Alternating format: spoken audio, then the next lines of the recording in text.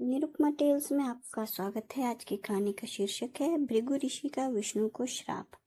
शापित जीवन हमेशा दुखदायी माना जाता है। धार्मिक कथाओं की माने तो यहाँ तक कि भगवान भी इसके दुष्परिणामों से बच नहीं पाए हैं। ऋषि दुर्वासा हमेशा अपने क्रोध और उसमें लोगों को श्राप देने के लिए जाने जाते रहे हैं। भगवान शिव से लेकर कृष्ण तक इसका परिणाम भुगत चुके हैं। ऋषि भृगु का भगवान विष्णु को शाप देना, जिसने हिंदू सभ्यता को जीने की राह दी। असुर गुरु शुक्राचार्य के पिता ऋषि भृगु ने भगवान विष्णु को कई बार धरती पर जन्म लेने का श्राप दिया था। इसलिए उन्होंने राम, कृष्ण, नरसिम्हा और परशुराम आदि रूपों में मनुष्य रूप में जन्म लिया। शुक्राचार्य बृहस्पति से अधिक ज्ञानी थे। इसके बाद भी देवराज इंद्र ने उनकी जगह बृहस्पति को अपना गुरु माना।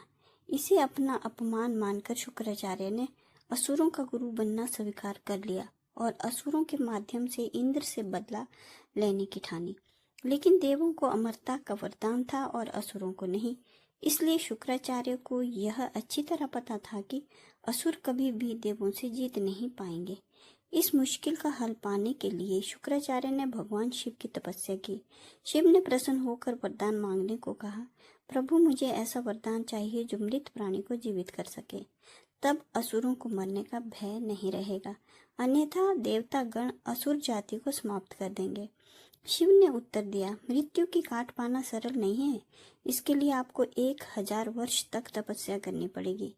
इस दौरान आपको वायु पर जीवित रहना होगा। यदि आप सफल हुए तो मैं आपको वह अमृत प्रदान कर दूंगा।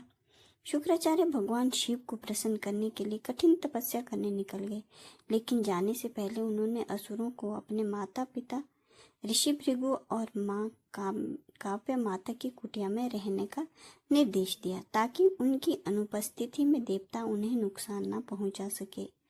जब इंद्र को यह बात पता चली तो उन्होंने इसे देवों को जीतने का एक सुनहरा अवसर माना।